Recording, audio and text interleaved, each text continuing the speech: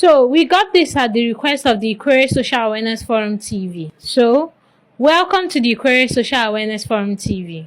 We've been getting requests from some of our viewers requesting about the history of the Ikwerre people, which made us realize we haven't really gone in depth into the history of the Ihoronha people, and hence brings us to today's discussion, a deep history of the Ikwerre, Ekpeye, and Oba ethnic nationalities of Rivers State. During the reign of Oba Eware I, there was a warrior who served in his palace from a place called Obelaka that is still in Benin till this day. The chief warrior, known as Akalaka, was accused of trying to overthrow the Oba, who was Eware I, around the late 14th to the early 15th century. Because of this accusation, he, Akalaka, his wife, his half-brother Ochichi had to flee with their newborn baby, his name Ekpeye. Now, pay attention. His newborn baby was named Ekpeye. We will get back to this. While on the run, Akalaka settled at what we call River State today. He, Akalaka, waited for roughly over 5 to 9 years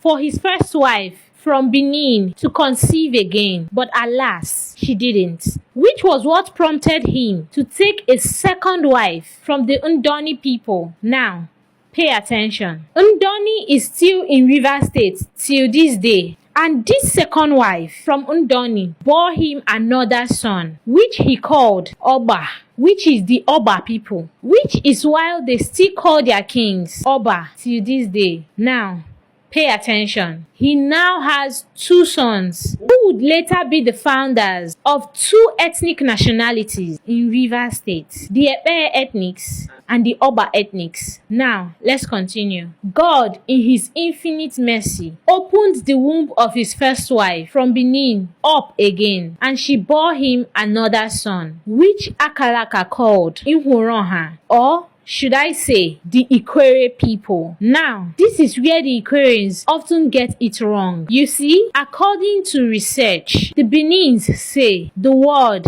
is Iwirionha, which simply means death shall not take this one away in their own language. But most times, we mispronounce it as Ihuronha, which rightly translates to face of the palace. I have always asked myself as an Ikwerre person though, why there is always the N at the end of Ihuronha. But then again, I guess we'll never know. So, moving on to our discussion. Over time, due to siblings rivalry and disputes, Oba had to go his separate way to found his own kingdom, which is today called the Oba ethnic nationality. Ekpeye stayed back at the place Akalaka settled and also founded the Ekpeye ethnic nationality, and Ihoronha crossed over to the other side of the river in what we call Ikwerre land today and founded his own empire. I guess we can call it that,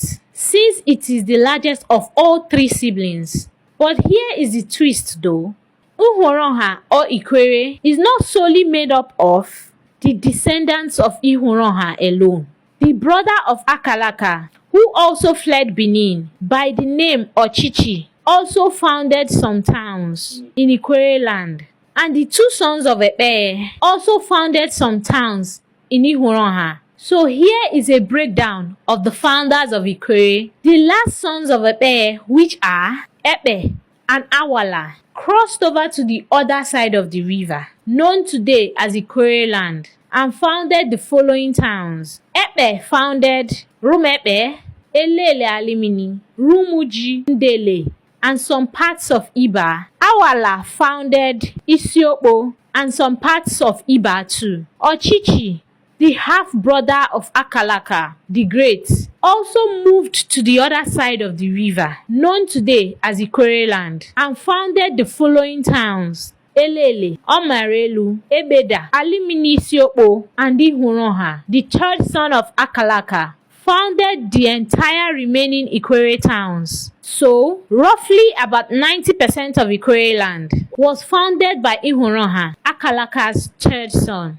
and the remaining 10% was founded by the half-brother of Akalaka, whose name is Ochichi, and sons of Ekpe, the first son of Akalaka, which is why we always say Eli Ikwerre Botu, because we are all connected by the way of Akalaka and Akalaka's father, no matter how you trace it. Now, most persons ask, how do you know all this? Well, it is simple. Oral history and traditions, well preserved by the custodians of the culture and history. Now, as we all know, Ikwerre is divided into 4 local government areas, which are Obiakpo LGA, Emohua LGA, Ikwerre LGA, and Port Harcourt City LGA. However, these 4 local governments have within them kingdoms, a total of 7 kingdoms to be precise, and each kingdom has its overall king, popularly called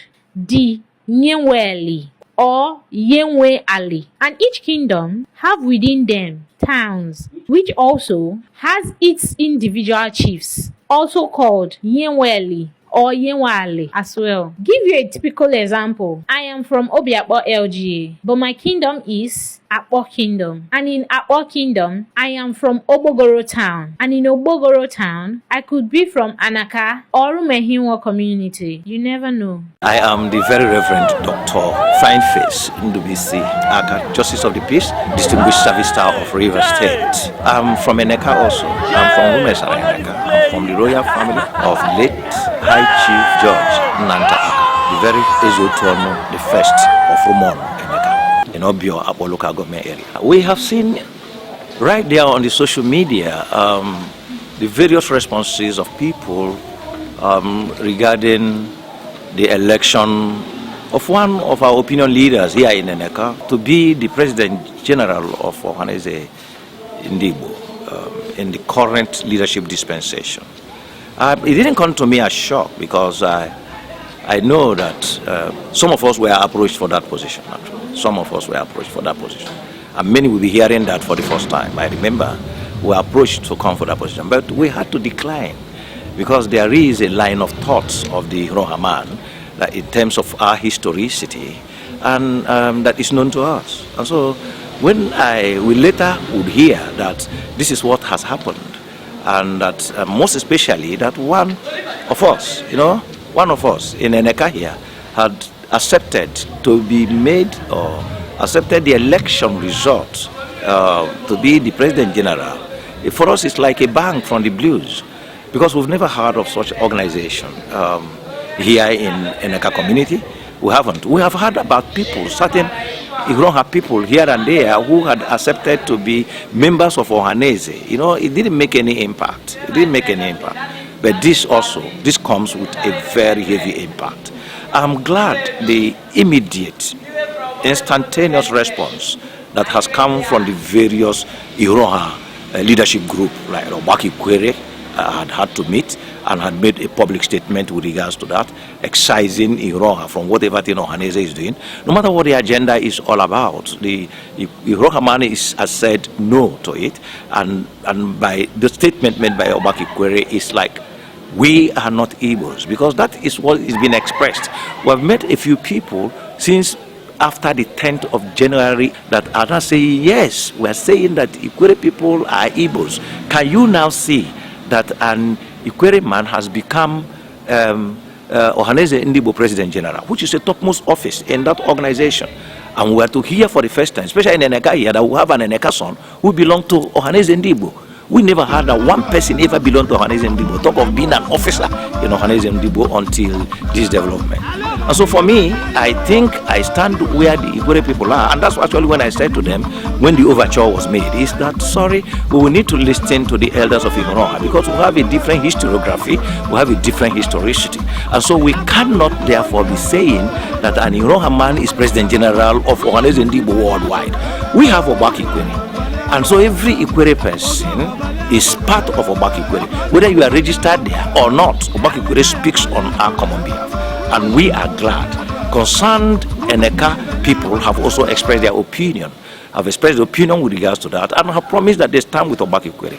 We are also aware that the Supreme Council of Government recognized traditional rulers in Iroha have also made a statement. In fact, they made a more lucid and detailed statements regarding to the historical roots of the origin of the Iroha man, and that was quite exponential and very illuminating to us all. So we would want to state categorically, and this I speak on behalf of my family, my siblings, and all of my father's household, that no Eneka man is an Igbo man.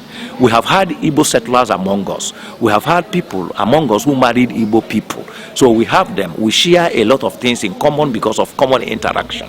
And so that does not make an indigenous Eneka man. You know, the original Eneka man. Eneka no Amaise. That is what we call ourselves.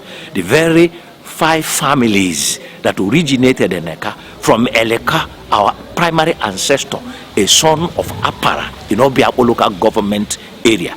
We cannot therefore at this time have such position that we make the public read us as sharing nativity affinity with the Igbos. The Igbos are neighbors.